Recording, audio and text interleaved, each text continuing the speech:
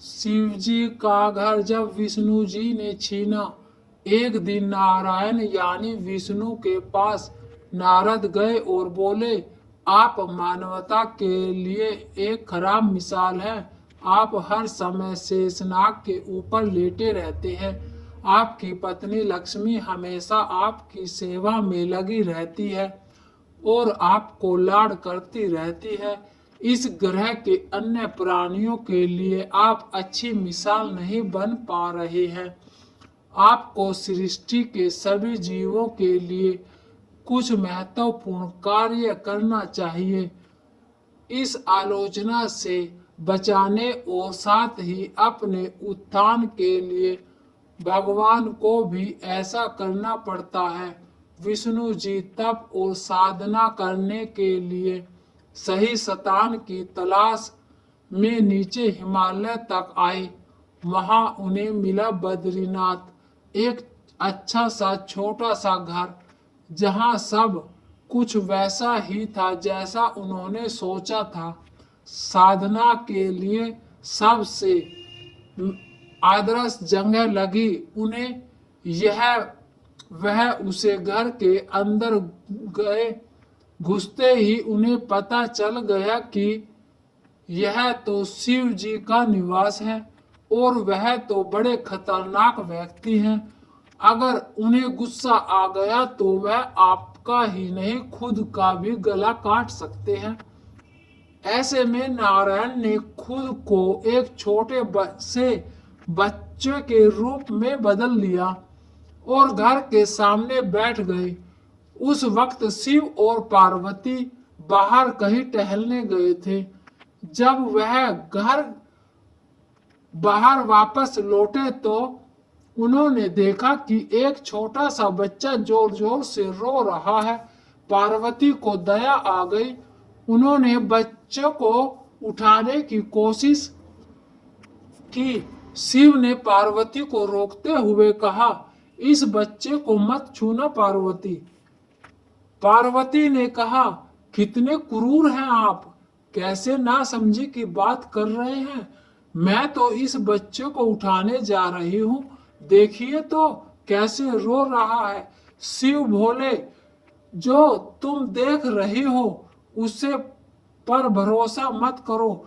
मैं कह रहा हूं ना, इस बच्चे को मत उठाओ।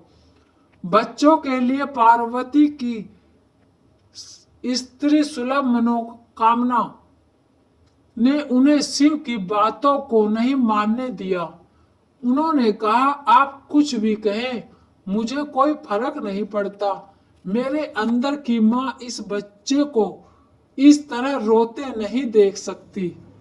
मैं तो इस बच्चे को जरूर उठाऊंगी। और यह कहकर उन्होंने बच्चों को उठाकर अपनी गोद में ले लिया। बच्चा पार्वती की गोद में आराम से था और शिव की तरफ बहुत ही खुश होकर देख रहा था।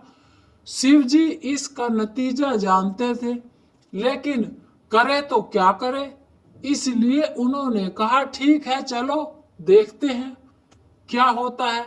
पार्वती ने बच्चों को खिला खिला कर चुप किया और वही घर पर छोड़कर खुद शिव के साथ गर्म पानी से स्नान के लिए बाहर चली गई।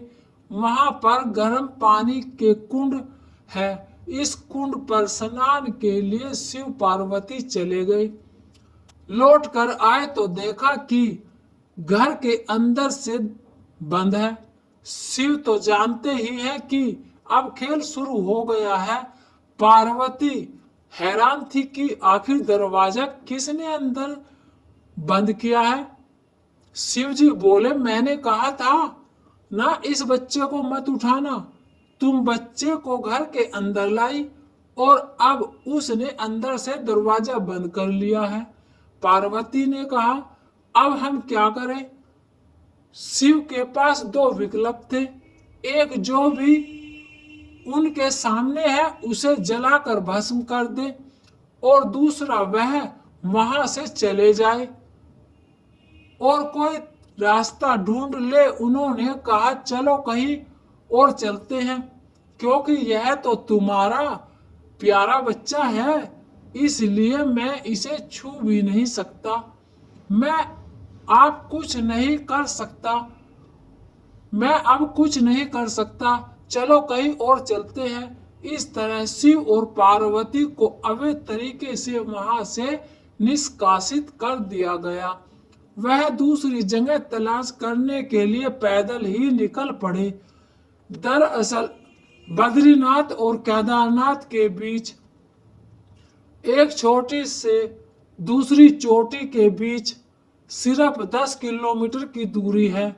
आखिर में वह केदार में बस गए और इस तरह शिव ने अपना खुद का घर को सौंप दिया। आप सोच रहे होंगे कि क्या वह इस बात को जानते थे?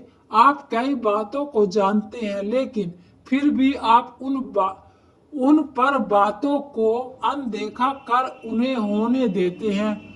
यह कहानी आपको कैसी लगी? पसंद आए लाइक शेयर और चैनल को सब्सक्राइब करें।